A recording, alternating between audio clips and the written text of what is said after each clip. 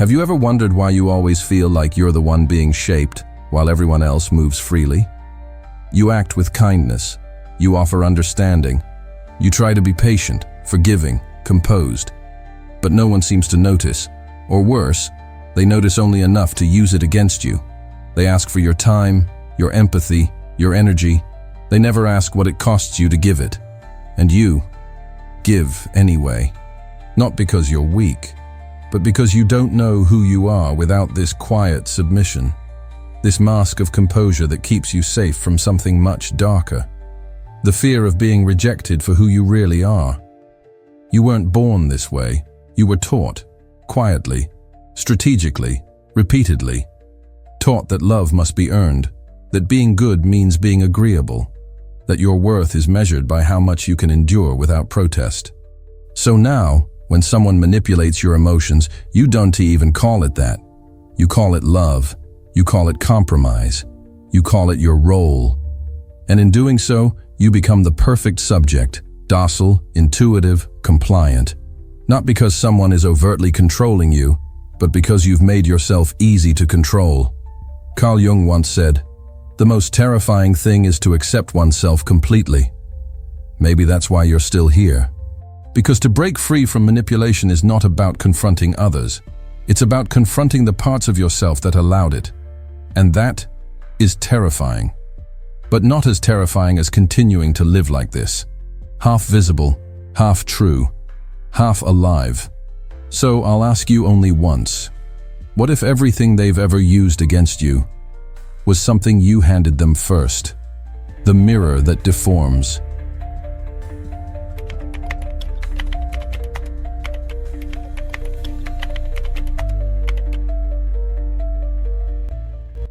Imagine standing in front of a mirror your entire life, and not once seeing your true reflection. Not because the glass was broken, but because it was built to lie to you. Since childhood, this mirror didn't show you. It showed the version of you that made others comfortable. The obedient child, the quiet partner, the peacemaker, the one who smiled while swallowing pain. Every time someone projected their expectations onto you, the mirror shifted. A little less of your true face remained. A little more distortion crept in, until eventually, you forgot what you even looked like from the inside.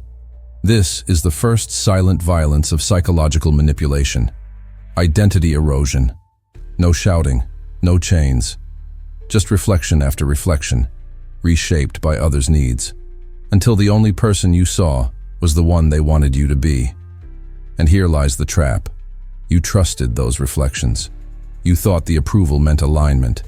That validation meant truth.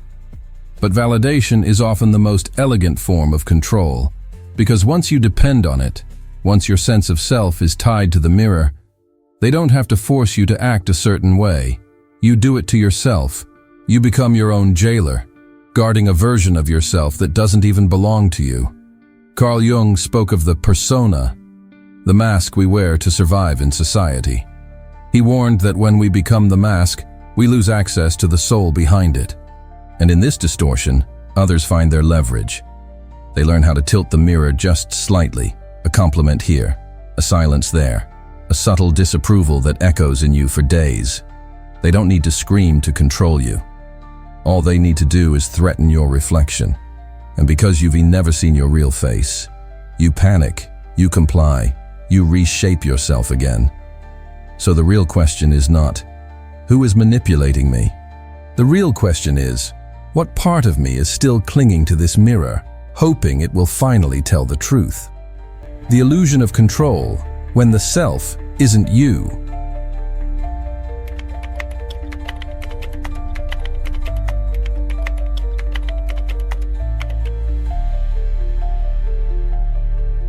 You think you are choosing. You think you are deciding who you are, how you act, where you give your energy. But look closely. Most of your choices aren't really yours. They are inherited scripts. Invisible contracts signed in childhood.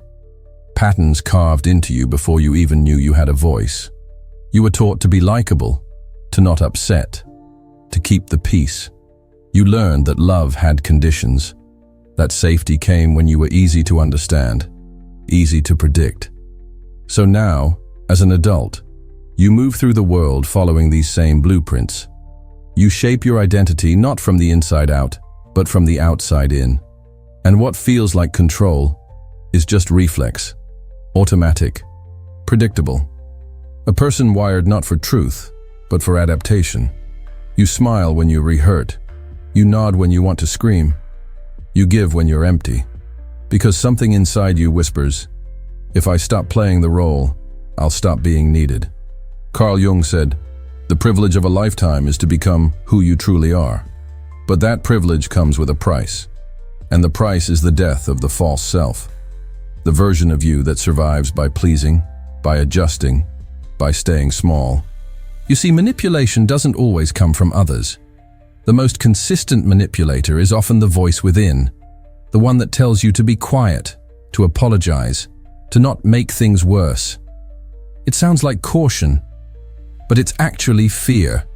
Fear of losing connection, fear of being exposed, fear that if people really saw you, not the polished, smiling reflection, they'd leave. So you hide, you bend, you perform. And every time you do, you reinforce the illusion that this is who you are, that you are choosing this. But you're not. You're responding to a threat that no longer exists, a threat from the past, still echoing in your nervous system. The truth is, you were never in control. You were surviving. And the world, those who pull on your emotions, your guilt, your loyalty, they know it. Because predictable people are easy to guide, not with force, but with subtle cues, a glance, a sigh, a pause long enough to make you wonder, did I do something wrong? You adjust without being asked. You shrink before the pressure arrives, not because you are weak, but because you've never known another way to be seen. But here's the paradox. The more you shape yourself to be accepted, the more you disappear. And in that absence, others step in. They don't just influence you, they define you. And what is left is a hollow center, a space that once held your truth, now filled with strategies of survival. But the illusion of control is seductive. It feels like choice. It feels like harmony. Until one day, something breaks. You no longer recognize the sound of your own yes. You say it, but there's no soul behind it. And that is the moment when the mirror begins to crack. Not because someone shattered it, but because you finally looked long enough and saw nothing staring back. Conditioned to be controlled, how you were trained to obey.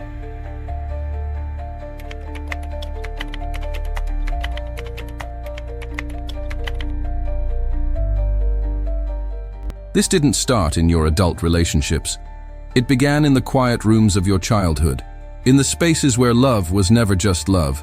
It had requirements. Be good, be quiet, be pleasing, be easy to love. That's how manipulation takes root, not as violence, but as reward. Every time you sacrificed your truth to avoid disapproval, you were praised. And that praise became addictive. It felt like safety.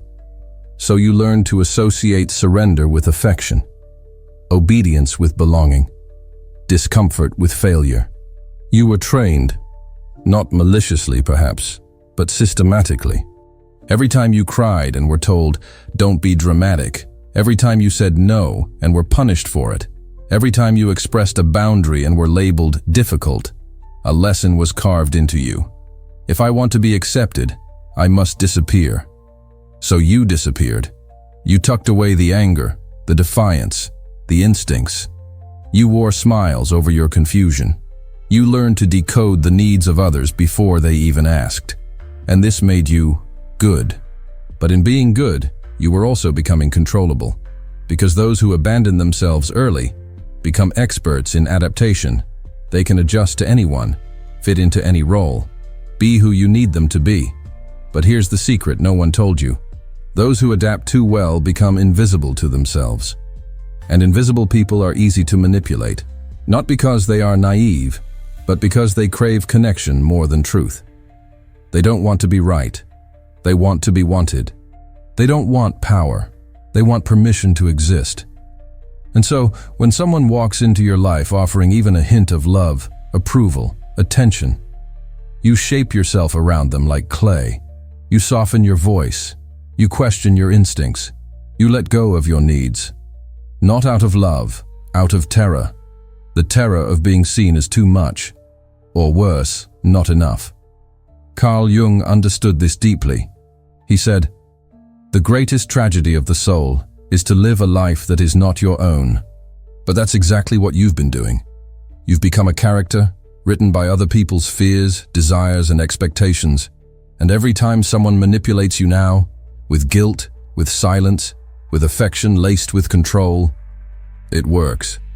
Not because they're strong, but because they're speaking the language you were taught to respond to. A sigh that says, "You disappointed me." A text that says nothing and says everything. A question asked with a tone that makes your stomach turn. You adjust. Again. You betray yourself. Again. And you call it compassion. You call it empathy. You call it maturity. But it's not. It's conditioning. The kind so old, so embedded, you don't even recognize it as manipulation anymore. But somewhere deep inside, a different voice still exists. A voice that says, "This isn't who I really am." And that voice, however faint, however ignored, is your only way back. The root of manipulation, the guilt you never questioned.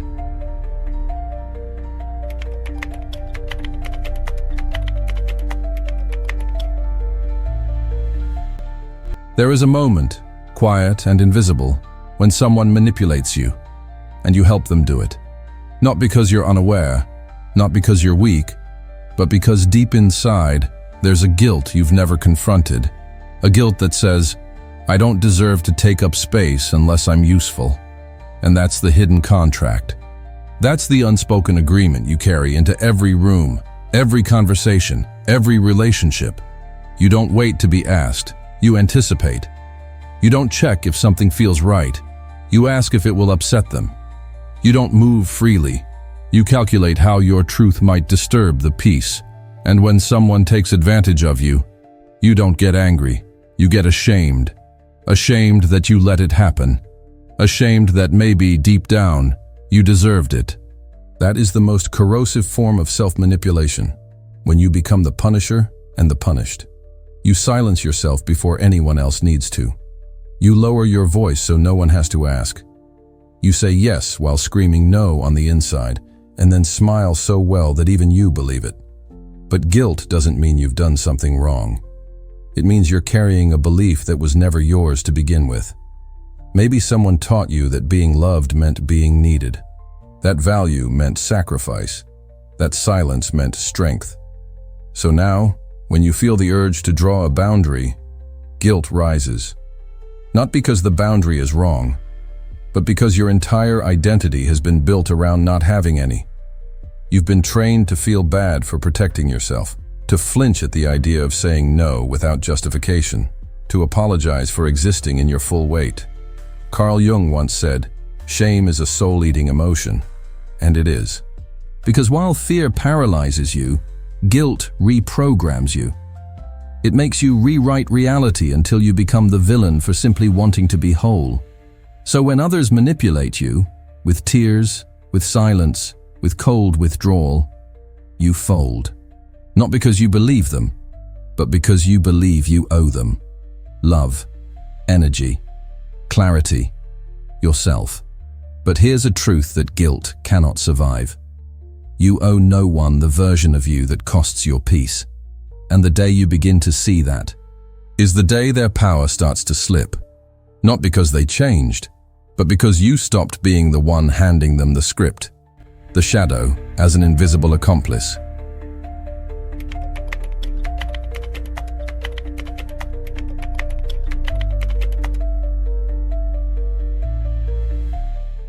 You've been looking outward, trying to understand why others manipulate you, why they twist your words, why they guilt you into silence, why they always seem to know exactly where to press. But what if the one enabling all of it is inside you? Carl Jung gave a name to that part of you, the part that hides in the dark, that carries your denied emotions, forbidden desires, silent rage. He called it the shadow. And here's the part no one wants to admit. Your shadow collaborates with your manipulators. It feeds them. It nods quietly in the background. It whispers, "Let them. You deserve it." Because the shadow is not just a storage of your darkness. It is the version of you that learned survival through self-erasure. It holds the parts you couldn't be, the angry one, the selfish one, the powerful one, all exiled to keep the peace. And what happens to exiled parts? They don't die. They work in secret. You may think you're being kind when you stay silent, but the shadow knows it's fear. You may say, "I'm just being understanding," but the shadow remembers that you were once ignored, and now you're doing it to yourself. Every time you swallow pain to maintain harmony, your shadow watches, and it grows. Jung said, "Until you make the unconscious conscious, it will direct your life, and you will call it fate." That's what manipulation looks like when seen from within. You aren't just being controlled, you're playing out a pattern. One you didn't create, but have continued unconsciously.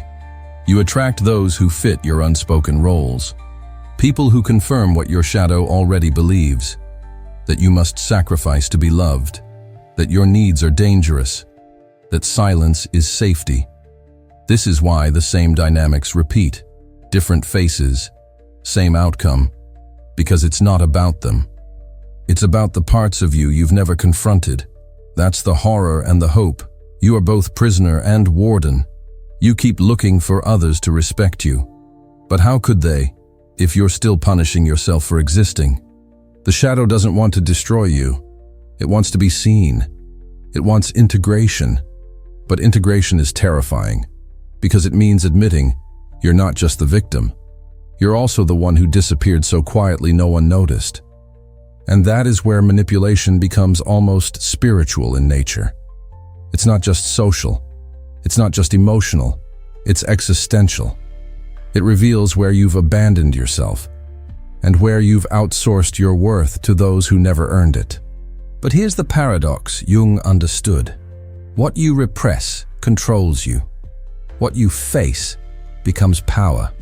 So the next time someone subtly twists your emotions, pause. Not to analyze them, but to ask, what part of me is still afraid of being fully seen? Because until you welcome your own intensity, someone else will always be waiting to use it against you. The climax. The day the mirror cracks.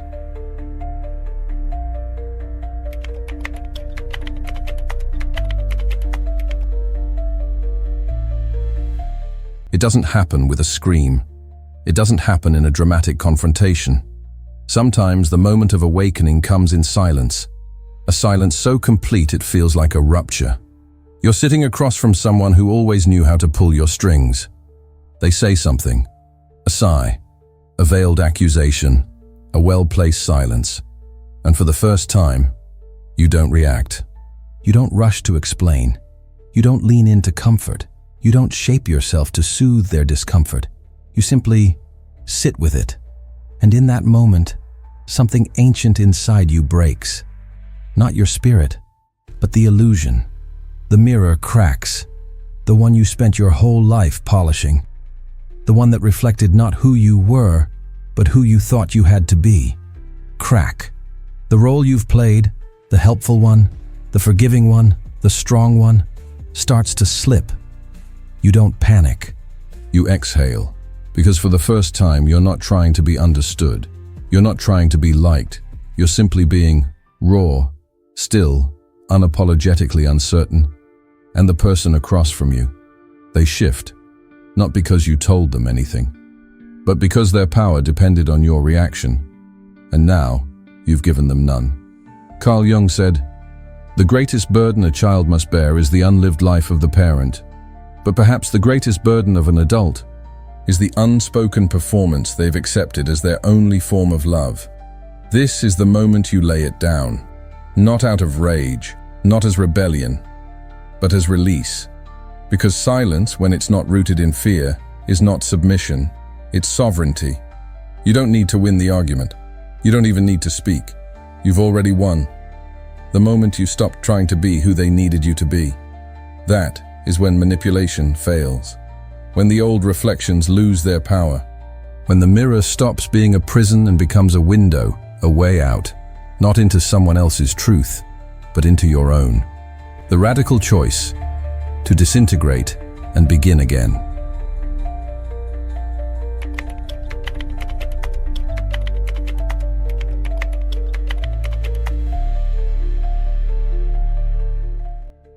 This is the point where many turn back, after the mirror cracks, after the silence is chosen, after the first boundary is drawn, not in defiance, but in dignity. Because what follows isn't applause, it's emptiness, an echo, the unsettling absence of the identity you used to wear so well. You were the reliable one. You were the easy one. You were the one who always knew what to say. Now, you're just you, unfiltered, unscripted, unsure, and it feels like death, because in a way it is. The false self begins to dissolve, the roles collapse, the stories lose their grip, and in that collapse, you face a truth few dare to meet. You cannot become who you are without grieving who you've been. You grieve the version of you that held everyone else's pain. You grieve the protector, the fixer, the empath who lost themselves trying to be loved in a language not their own. And in that grief, if you stay with it, something rare happens. Not a transformation, a return, a slow, quiet reclamation of the parts you buried. The anger that was never rage, just clarity. The sadness that wasn't weakness, just depth. The needs that weren't selfish, just human. Carl Jung believed that true individuation doesn't happen through addition, but through subtraction. Not becoming more, but less false. So you make the choice to disintegrate, to let the old self rot and fall away, even if no new identity rushes in to take its place. You choose stillness, you choose discomfort, you choose truth, even when it costs you connection. Because anything built on your absence isn't worth keeping, and anything that survives your return might finally be real. I am not what happened to me. I am what I choose to become. Carl Gustav Jung. You've spent your life trying to be seen, but not for who you are, for how well you fit, how well you soothed, how well you stayed quiet, how well you disappeared without leaving. And when the pain came, the manipulation, the confusion, the emptiness, you didn't ask why they did it. You asked what you did wrong. That is the wound, and that is the lie. Because the truth is, you were never truly seen, only used as a reflection, a vessel, a container, a comforting illusion. You made yourself digestible so no one would choke on your truth. But the ones who truly belong to your life will never be afraid of your depth. They won't flinch when your voice rises. They won't shrink when you take up space. They will not confuse your power with threat. The ones who matter will only appear when you stop performing, when the mirror shatters completely and all that's left is you, unpolished, whole, still trembling from the fire. And perhaps that's the secret no one tells you. You weren't made to be pleasing. You were made to be real. Carl Jung taught us that only by embracing the full weight of our shadow do we come into the light of our own soul. Not a light that shines to attract, but one that warms from within, a silent flame. So now, at the end of this unraveling, at the edge of everything you thought you had to be, let me ask you something that no one ever dared to. If no one could see you, would you still know who you are?